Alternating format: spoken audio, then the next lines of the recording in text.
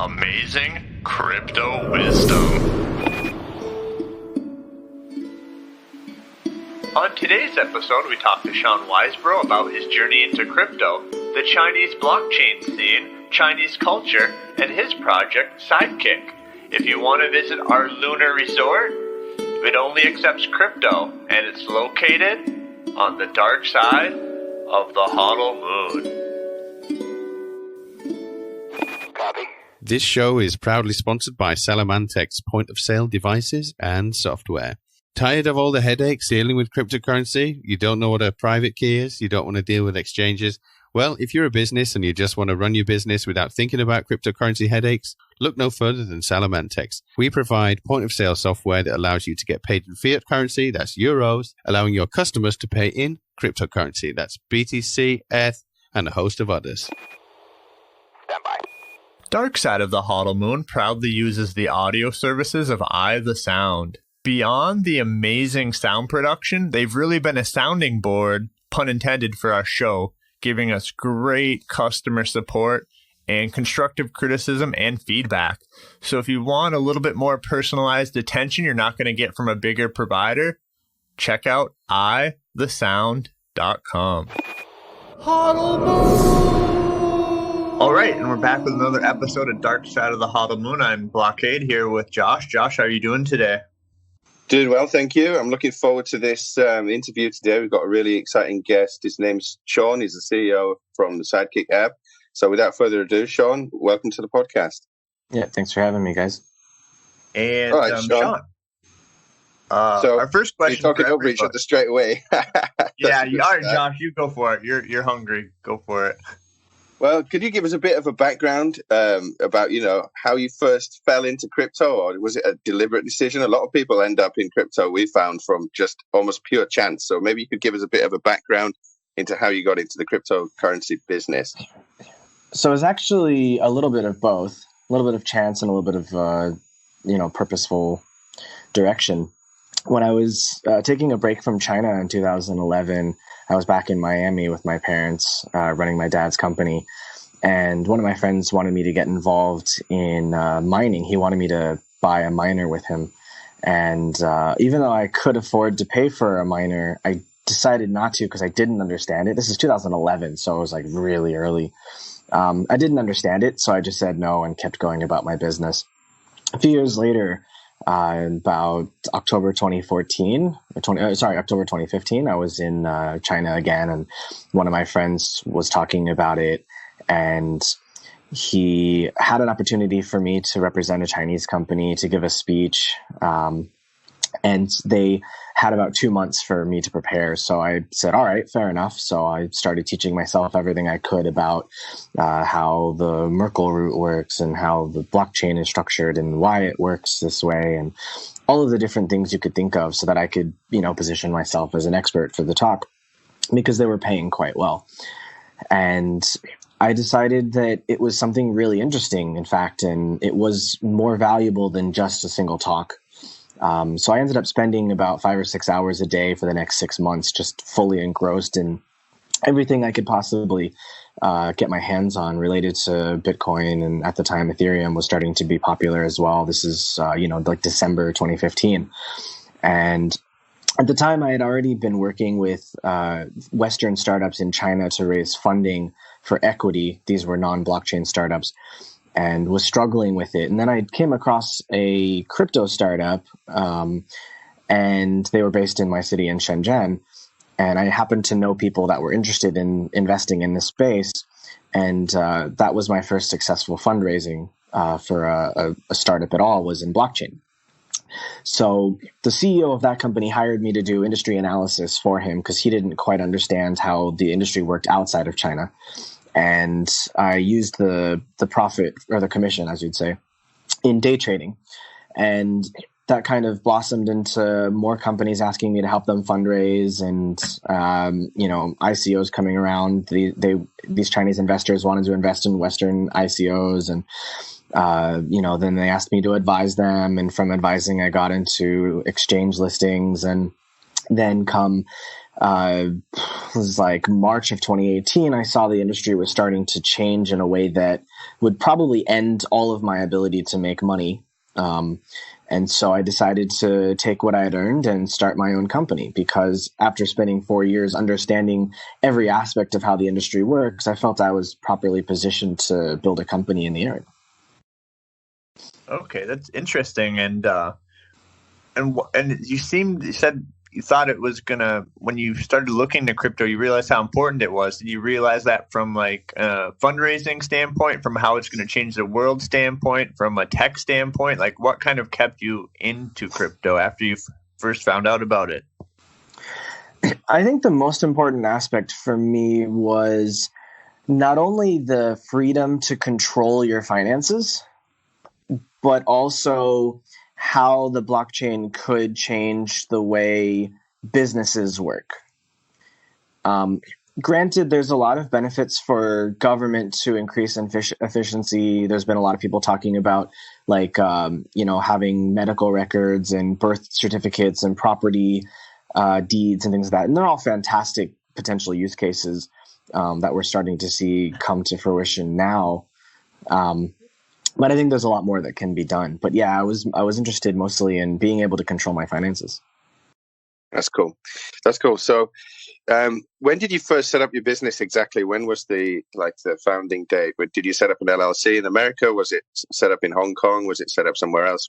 Where can you let us know where it's based and when you founded it? Right. So we incorporated in Singapore. We started the idea thinking that we were going to have our own blockchain. And knowing that, we felt Singapore was the best place to be for their ease of regulations. I came up with the idea. I started thinking about it in March of 2018. I started actually being serious about it in May of 2018, and we did the actual incorporation in March of 2019. Okay, cool. So just to give an overview for the people listening, could you describe the Sidekick app, what it does? I know that you could probably talk about this for hours and hours, but if you could summarize it in maybe a few sentences about what it is that the Sidekick app does, and who does it help, and what's the purpose of it? Right. So I'll start with the purpose. Essentially, having lived in China, I watched WeChat grow up from basically nothing to dominate the entire Chinese market. What I've noticed as well is there's companies like Kakao and Line that dominate their local economies as well. When you compare an Asian startup to a Western startup, the most noticeable difference is that a Western startup tends to focus on one thing and try to dominate globally in that thing.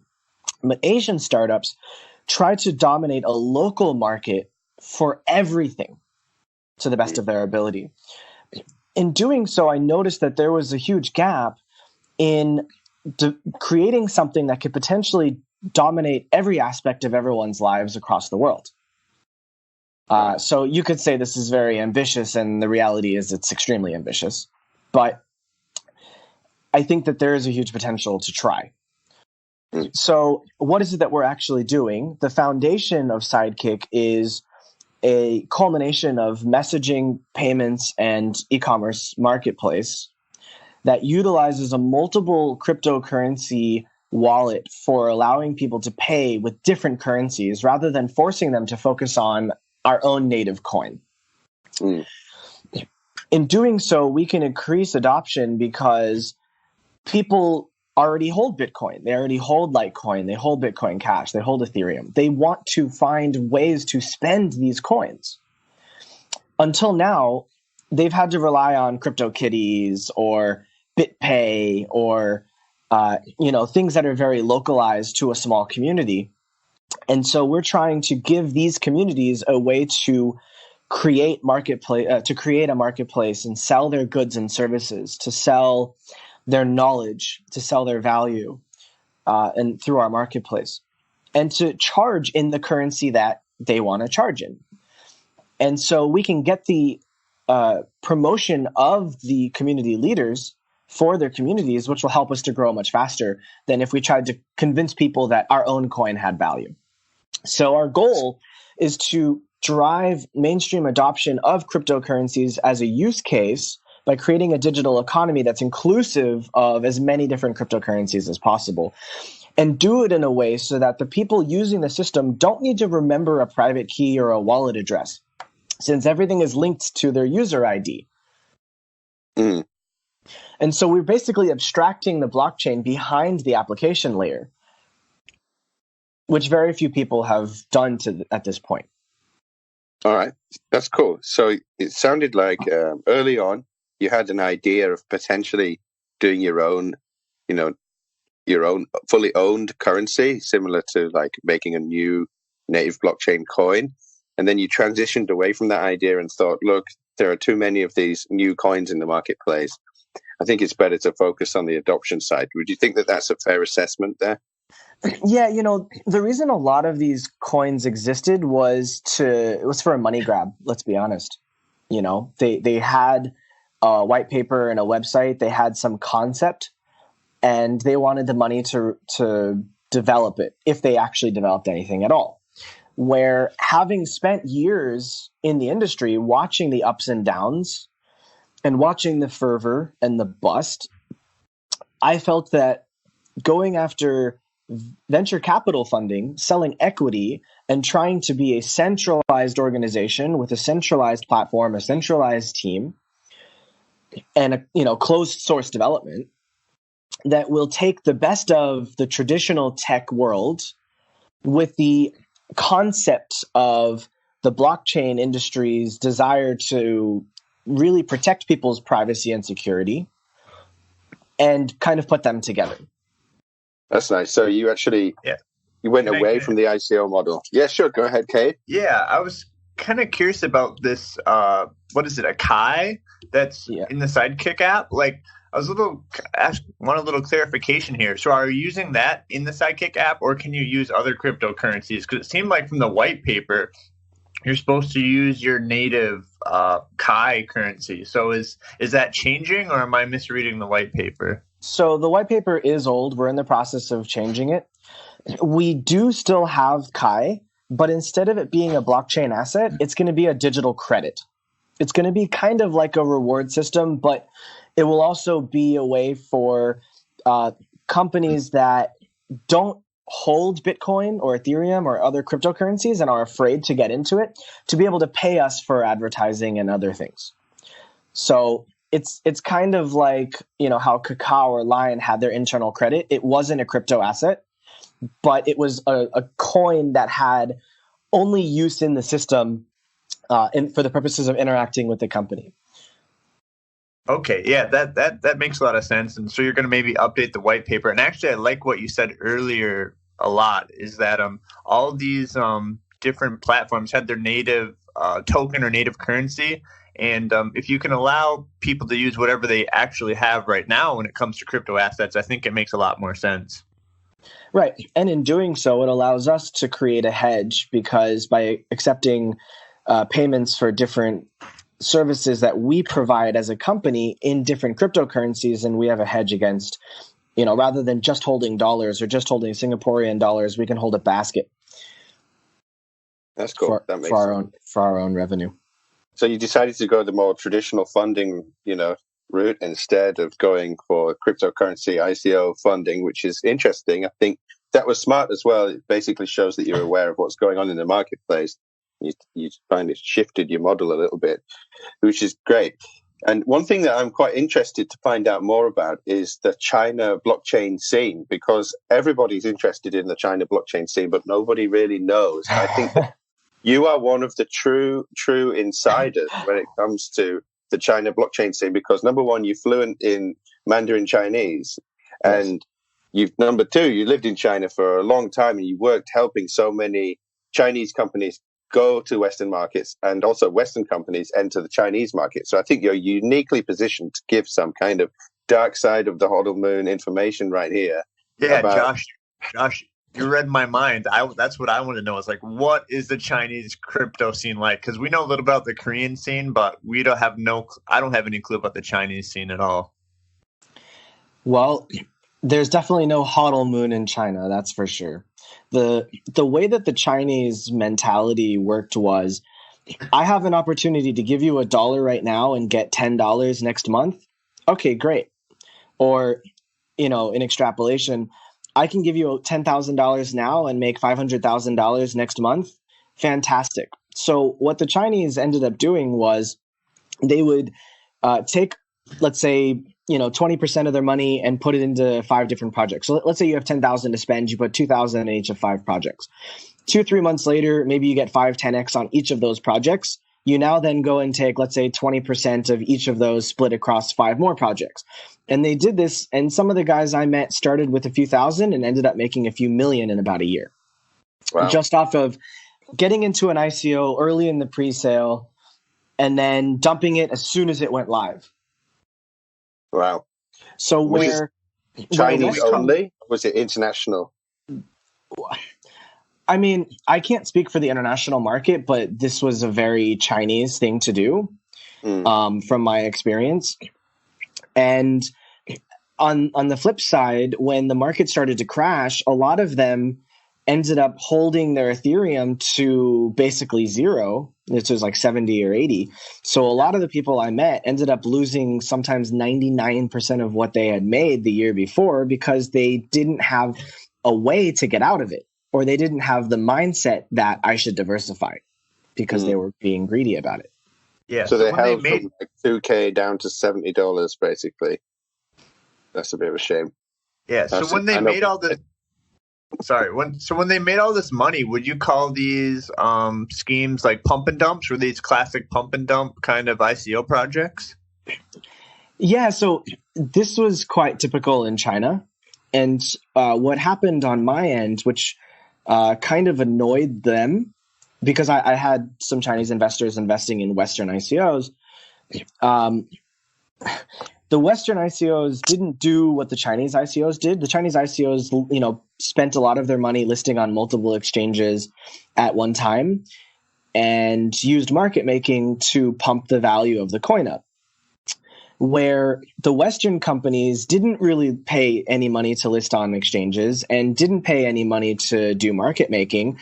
And so the value of their coin plummeted after the ICO rather than going up. And so the Chinese got upset because all these Western projects are bad. They're not doing anything. I'm not making any money. And so there's this massive disconnect between the Chinese and Western mentality of how to do business. Yeah, so the Chinese were basically like, yo, fellas, where's the pump? And the Western guys were like, we can't really do that. Is that the kind of clash that you saw? Well, it wasn't really that the Western founders said we can't do that. They said our fundamentals are strong. The value proposition is strong. Long term, it will go up, because they were thinking about it like a stock market, which has a lot more money in it and therefore is a lot more stable. So, most companies that go public, they're profitable, they have tons of money behind them, they have strong value and user base and revenue and all this. So, their stock price will be relatively stable long term and possibly go up, a 0.25% and a quarter and everyone's happy. With crypto, when you have a project that has no product out, you have no users on board, you have no one using the system, therefore no liquidity and no volume, how can you expect it to go up in value? Because there's no one using it. There's no one that believes in it, right? How about it can go up with market making and wash trading? Right. Well, so on one hand, a lot of the Western companies were afraid of it. They were afraid of doing this for, getting hammered by the SEC. And the Chinese didn't have to worry about the SEC. And the Chinese government was just saying, okay, it's banned. And so they said, all right, well, now we're a Japanese company.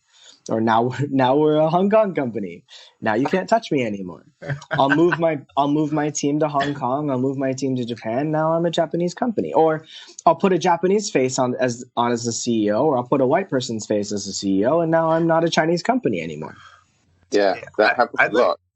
I'd like to get wider into not just the Chinese crypto culture, but just like Chinese culture and Chinese business culture in general.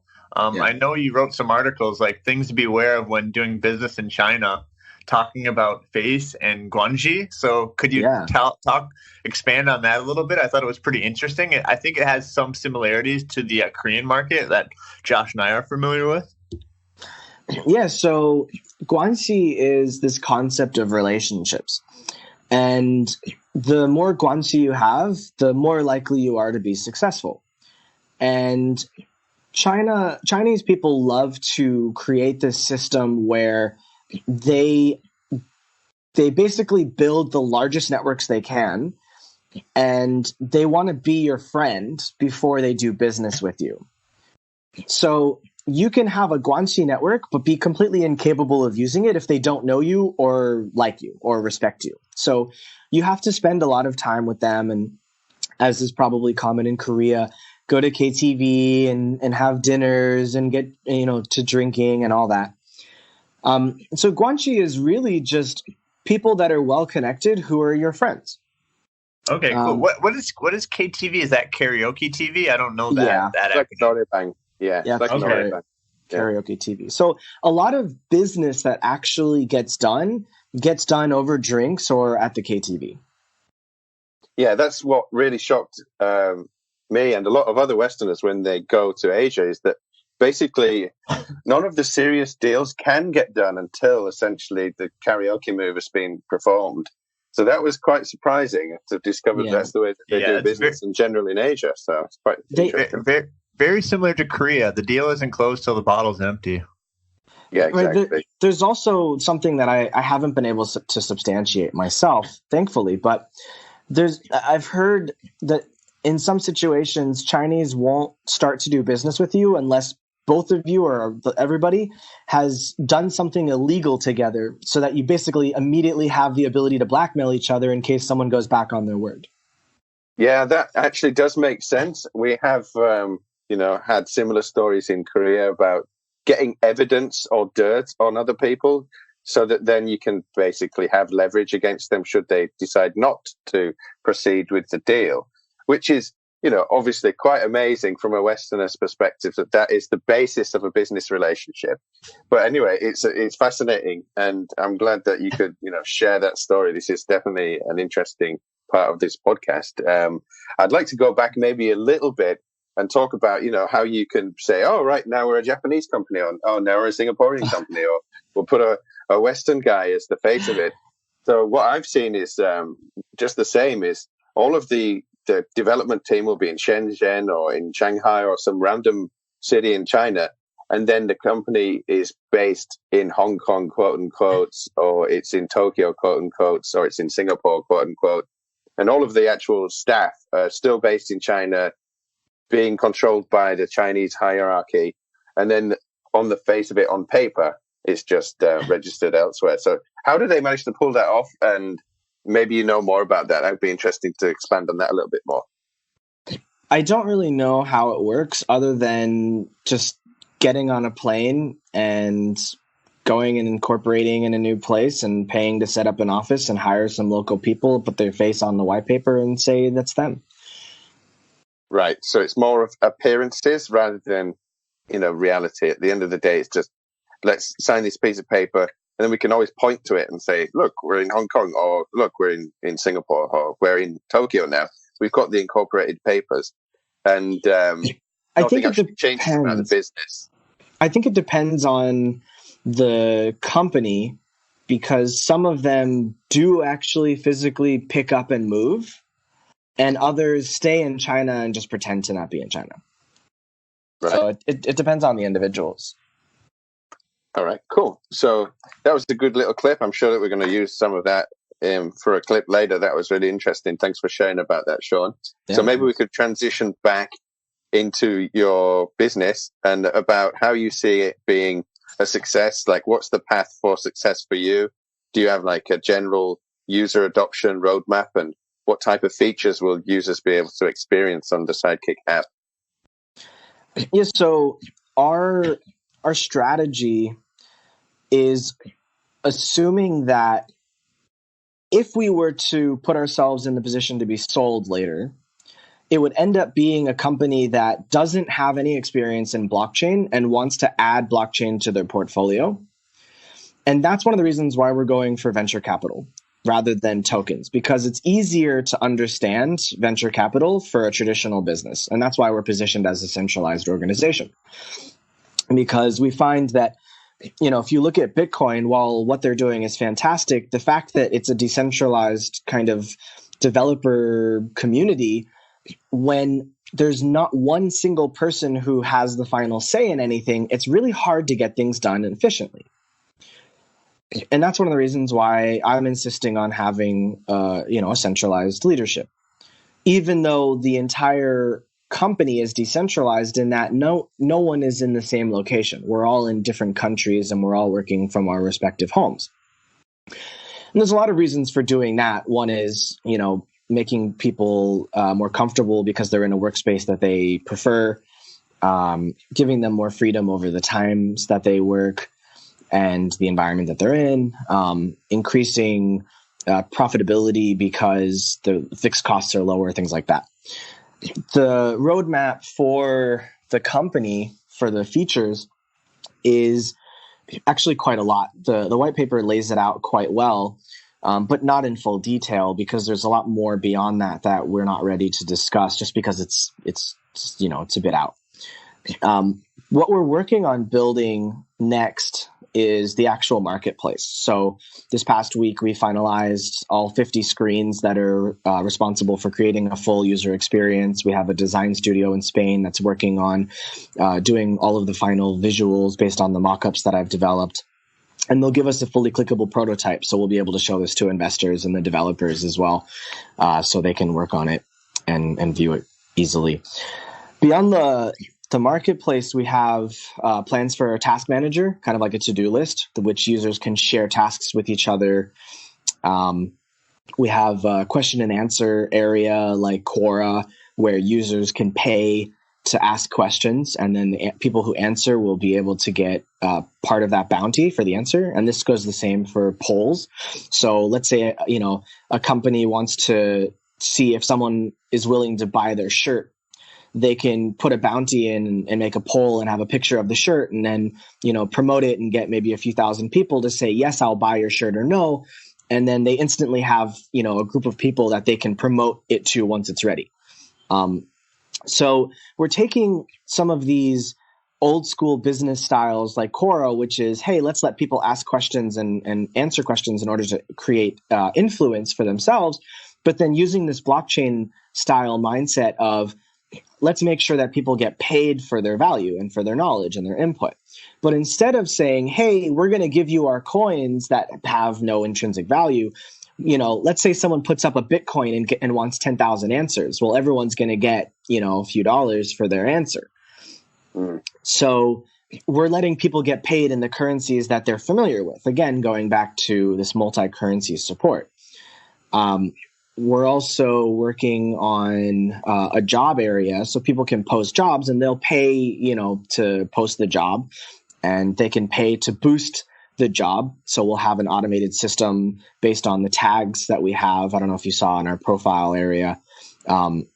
We've developed a deep tag system similar to LinkedIn, where users can write their work experience, their education experience, the skills that they have, the languages they speak, the hobbies they're interested in, and users can find them based on this.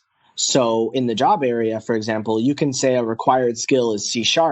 Well, if one of the users has put C# as one of their skills or their current job experiences, then we can automatically filter for those users and match them to the job poster, and then automate the process of reminding the user that there's a job opportunity, and then automate the process for them to contact and communicate with the poster. These are things that aren't being done right now in any platform, any job platform that exists. For example, if you look at Indeed or job.com or monster.com, if I'm a job poster, I post, a job listing, or if I'm a person, I upload a CV, but there's nothing connecting us. It's just kind of luck of the draw. I hope you find me and I hope you connect with me. We're automating and simplifying all of these processes and integrating them into one application so that it's really easy for people to manage these things. So these are just a few of the things we're working on. There's a lot more beyond that. All right, that's great. So is this where the AI comes into this? Do you still have like an artificial intelligence platform built into this, or how would you describe the AI part of it? Is that where it comes in, or is it something else? So the AI is something that we're putting off for now. We will do it, but there's no point spending time and money on setting up an AI when we don't have any users with enough data to really be able to train it and make the algorithm solid. So the AI is something that we're going to put off for probably another year, I would say. Okay. But the AI is going to have multiple uses. Recommendation engine like matching is definitely something that could be beneficial. We could apply to every feature that we have, every service. But the AI for me was always more about being a personal assistant as well. So by having a matching engine is not really a user-facing system. It's kind of an internal system that the user gets to experience without really knowing that there's artificial intelligence powering it, which is what you see from Netflix and probably Amazon. But then you get into something like a Siri and an Alexa, which is like a voice-powered or a text-powered assistant that is user-facing that you can communicate with. And so there's a lot of value in this area as well that we see is lacking.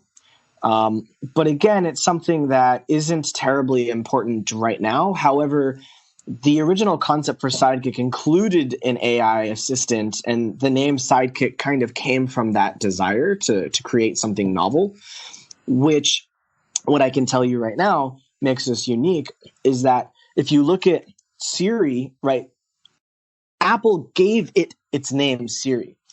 Amazon gave Alexa the name Alexa. Microsoft gave Cortana the name Cortana.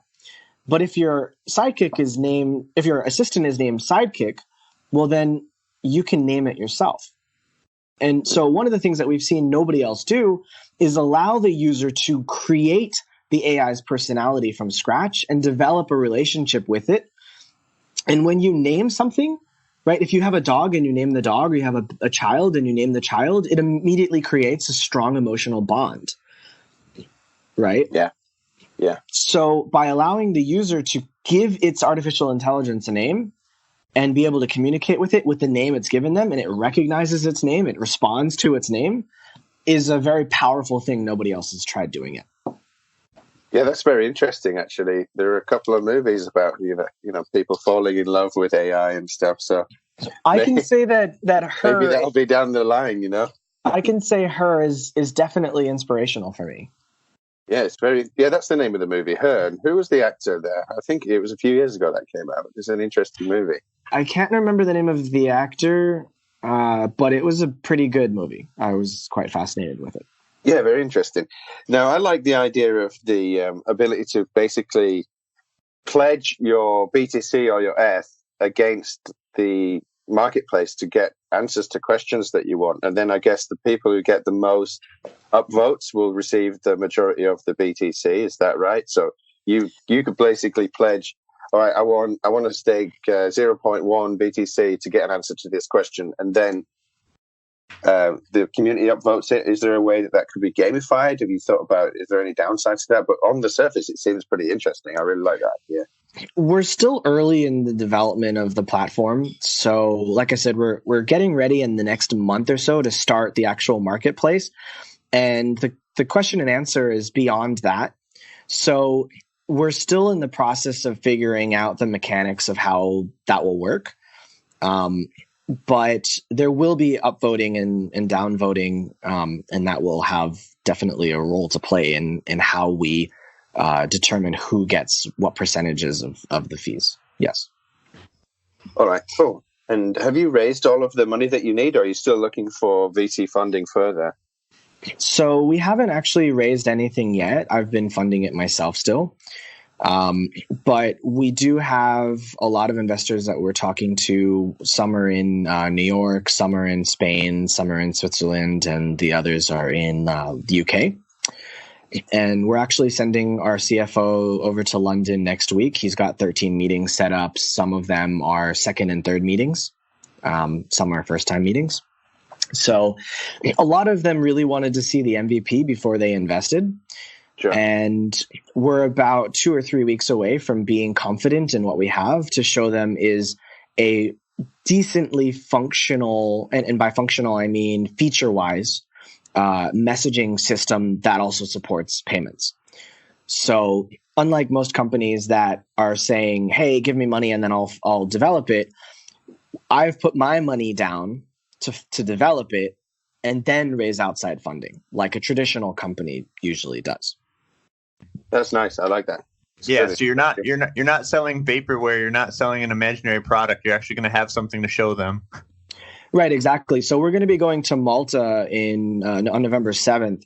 And when we go there, we'll be able to show people very clearly, not only do we have an app that's working, but we also have this prototype marketplace. This is what we're building next.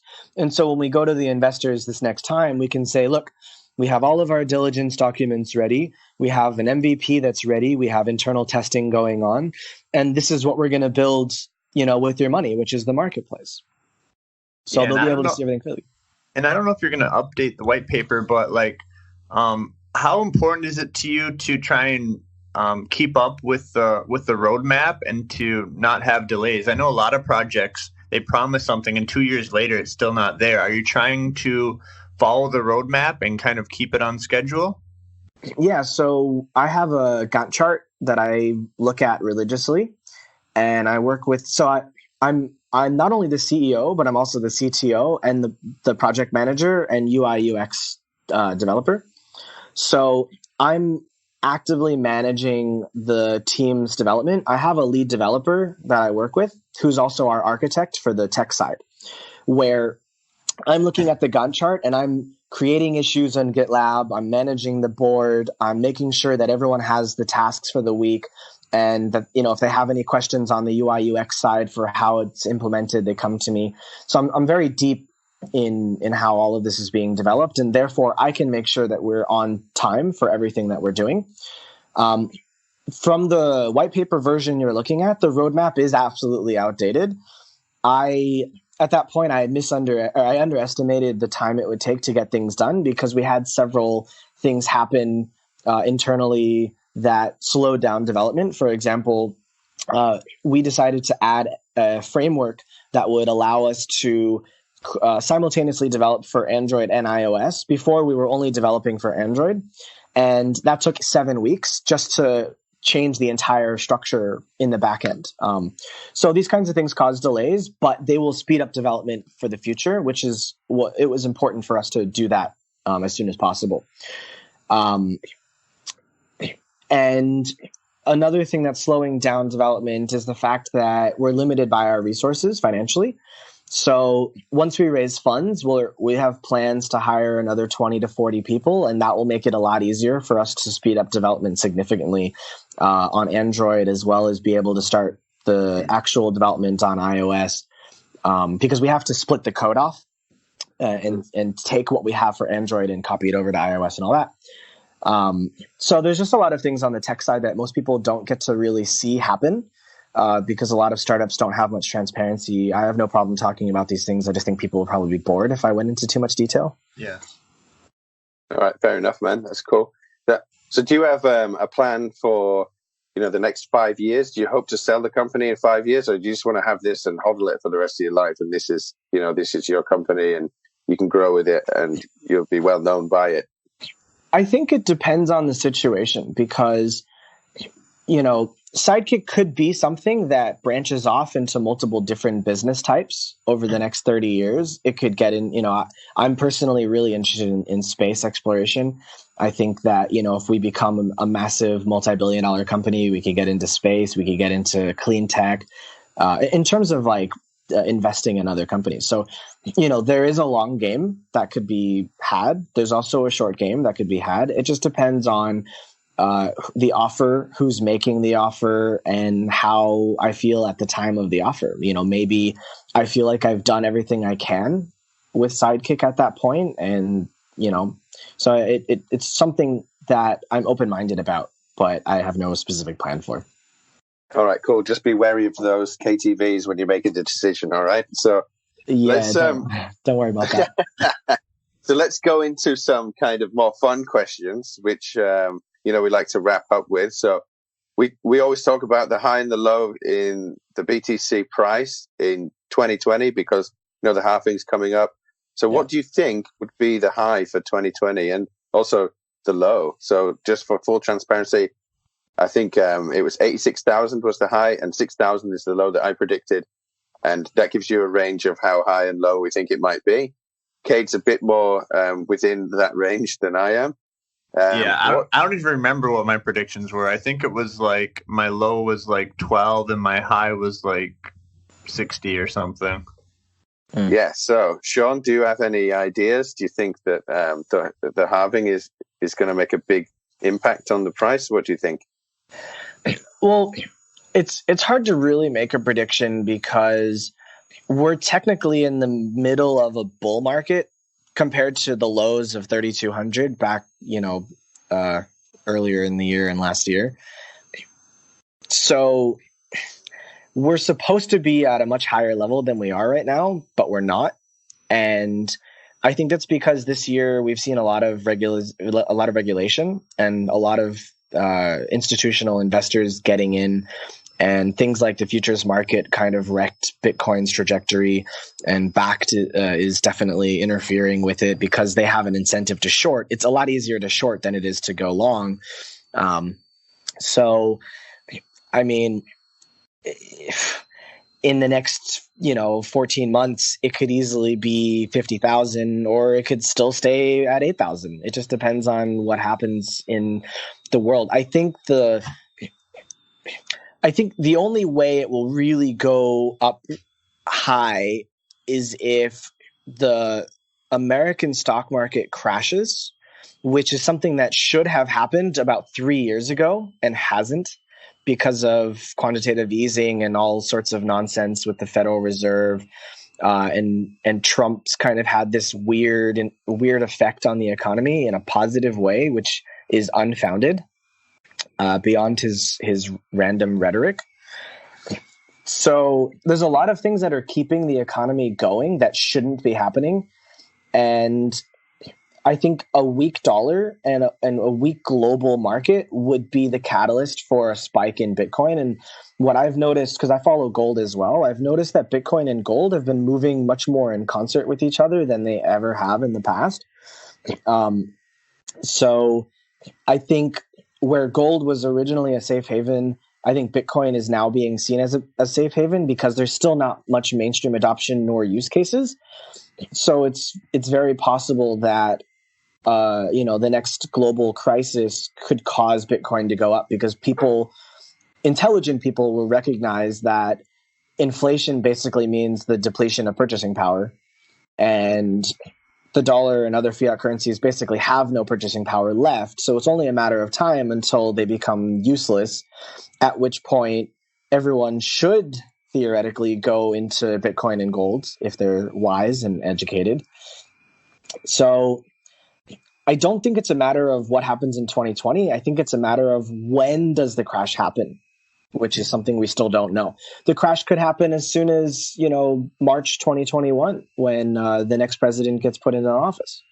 Maybe everything Trump's done is kept the economy going artificially. And then as soon as he gets out of office, no matter who gets put in next, the market just tanks. Who knows? Yeah, that's interesting. I think we share a lot of those sentiments. We've covered the topic of gold and BTC as store of value before, and I think I agree with you about the dependency on how the stock market does, especially in the United States, because the entire world economy is basically the de facto reserve currency is the US dollar now, and if the US dollar starts to go awry, then people will go to that safe haven of gold, or the new safe haven, which is Bitcoin Gold 2.0. So that's interesting. Maybe we could get your opinion on another interesting thing in the news these days, which is Facebook's coin Libra. What are your thoughts on that? Because I think there's some lessons there. for people trying to go too strong too early, and now they've all backed away. Like a lot of the big backers have decided to pull out. What are your thoughts on Libra coin? Well, I know that Mark Zuckerberg threw the information out about Libra too early on purpose because he wanted to get feedback from the world about what they were doing. And despite realizing that a lot of people thought it was a bad idea, he's decided to push forward with it anyways, which shows tone deafness, which he's demonstrated on numerous occasions on regarding numerous privacy scandals and data leaks and things like that. In terms of the technology itself, Libra is in no sense of the word a blockchain-based cryptocurrency, and therefore should not be called one as such. However, I think it's important for Congress to discuss it. And I think the reason that Congress is so passionate about stopping it is because Facebook is large enough to potentially hurt the position of the dollar in the global market. Even though Facebook claims their goal is not to overtake the dollar, they could overtake the dollar. And the last person who tried to overtake the dollar was Muammar Gaddafi, and look where he's at now. He's dead. So, I think Libra has a lot of issues, and it's possible that it may never actually launch. And if that's the case, I don't think it would be a problem. The next question is then, does that lead a lot of people down this rabbit hole into the pure cryptocurrency, and then they end up discovering Bitcoin, and then this kind of trickle down of knowledge leads to more people actually getting involved in Bitcoin and cryptocurrencies in general? I don't know if it leads to it on a mainstream level, but I do think it's forcing governments to become more serious about talking about it. And I think that's important because even though blockchain and cryptocurrencies weren't developed for regulation, they were developed to be anti-regulation, we all, in the traditional business mindset, recognize that government has to regulate something in order for it to be accepted mainstream. Yeah.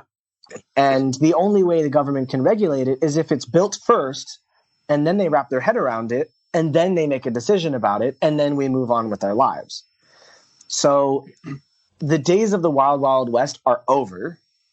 We have to go through this pain period of regulation, and we'll come out of it the other side in a year or two with a stronger knowledge, stronger market, and hopefully then we can shoot for mainstream adoption, and hopefully Sidekick can lead the way in doing so, because the way we've developed the user account system is that you don't need to understand blockchain to be a user. You can download it like you can WhatsApp or Telegram and just start using it. So Nice. you don't need to know about Ethereum. You don't need to know about dApps. You don't have to know about any of that. You just have to know it's a messaging app and you can start using it. Oh, and by the way, there's Bitcoin and this coin and that coin. No, what's this about? So we're hoping we can drive adoption through mere exposure. Yeah, that's a good idea. So that was always the last point we like to finish on is like, what's the biggest obstacle to mass adoption? And you've answered it beforehand. You've already said that, the government needs to basically make a decision on it. It needs to be easy for users to be able to get in and have it in their hands and then be exposed to it after they've already using an app, which is what Sidekick's doing. So I think that's really cool. So the next thing for you is going to be Malta, or are you going anywhere else in, to meet people before Malta?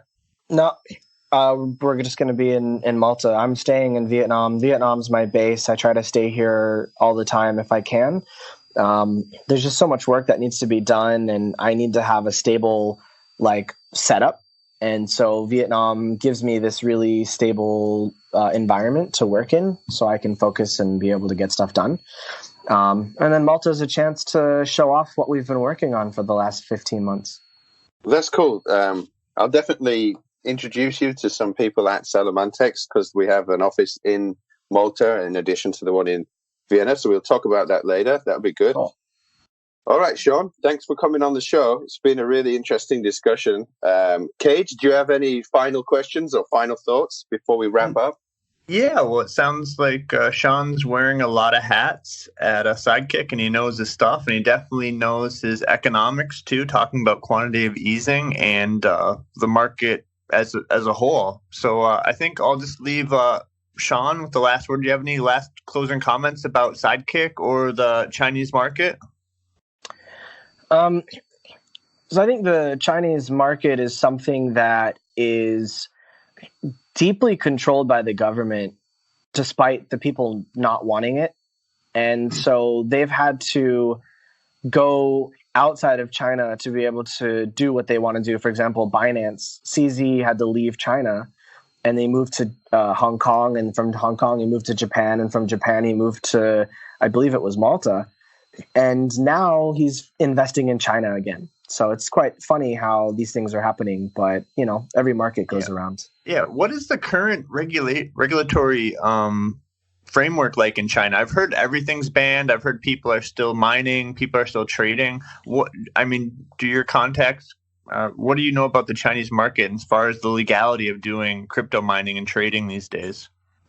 Technically, everything is banned. The government heavily supports the development of blockchain. However, their goal is to develop blockchains without a currency attached to it, kind of like Hyperledger and Fabric. They've gone to extensive lengths to find mining operations and shut them down. I have a friend who owned a media outlet specifically focused on cryptocurrencies, and they had a few 100,000 people following them and tens of thousands of people viewing their messages every day on public WeChat. And the government forced Tencent to shut their account down with no notice. And that was a huge shock because they were making a lot of money off of advertising, and they suddenly went to having no money coming in at all, similar to what YouTube does sometimes. They demonetize some stars if they say things that they don't like. So the market is very it's gray. It kind of depends on who you know, but for the most part, they're only really allowing research and development on non-cryptocurrency based blockchain technology.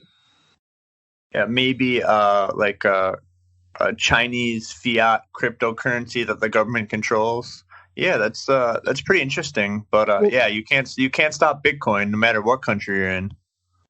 So the Chinese have been developing an interesting system for the last few years, although they've been very hush about it.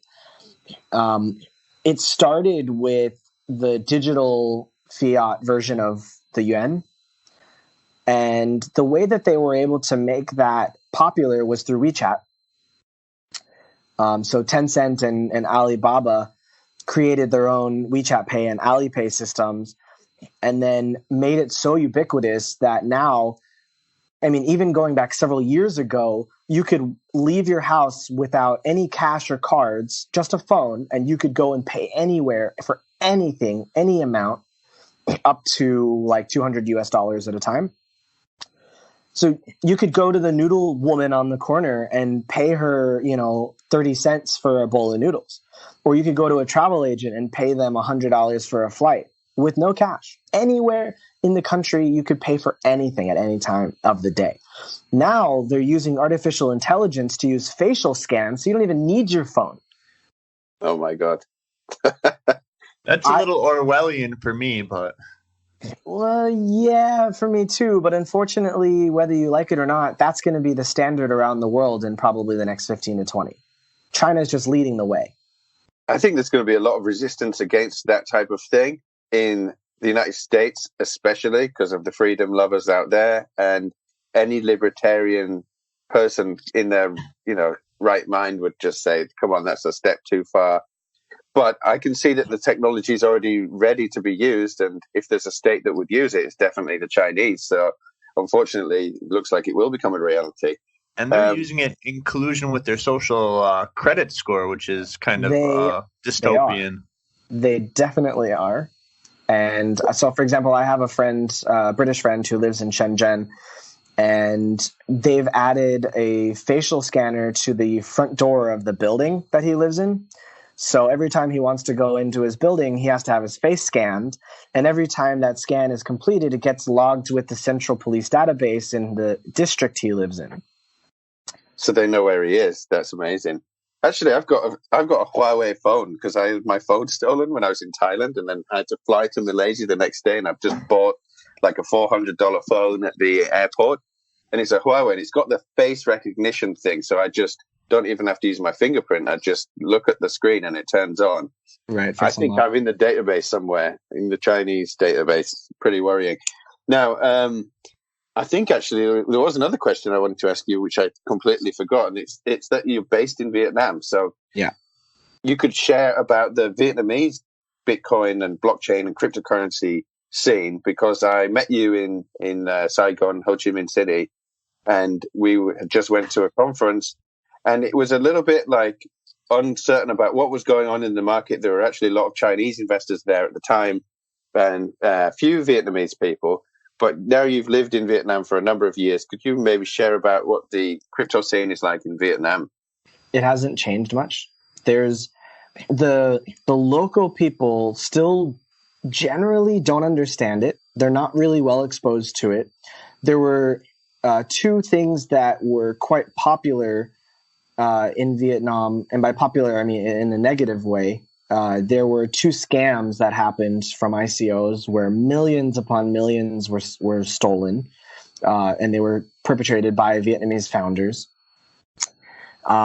And several people committed suicide. At least several people committed suicide as a result, because they lost like their life savings from it. So Vietnam,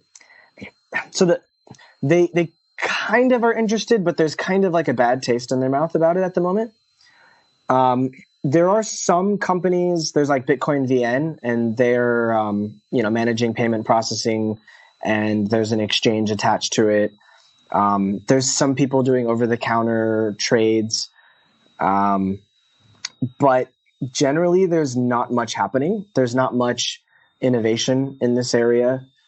However, on the government side, they're not against it, and they're actively investing in providing opportunities for locals to become better at technical development skills, especially in artificial intelligence and machine learning, and a little bit in blockchain, because they recognize that there's opportunity, and the best way is to invest in their people. So there's no real official ruling like it's illegal or it's not illegal in any part. But I do have a friend who's got a company in Da Nang in central Vietnam that's focused on proof of capacity mining. And so they have petabytes of data in a storage center that they own, and they have people invested in the hard drive space, and they're mining the coins, and there's profit sharing and all that.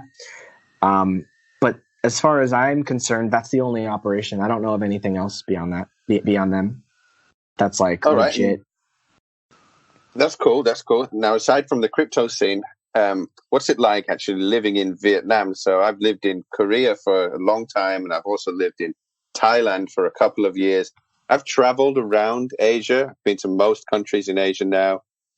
Vietnam stuck out as being an awesome place that just had like such a high quality of living for the actual cost of living. So it's a really interesting, fascinating place. I've only been there like maybe 3 times now, but every time I go, it makes me want to come back. So what's it like actually living in Vietnam on a day-to-day basis? Like maybe you could describe it for, people who've never even been to Asia. What's it like living in Vietnam?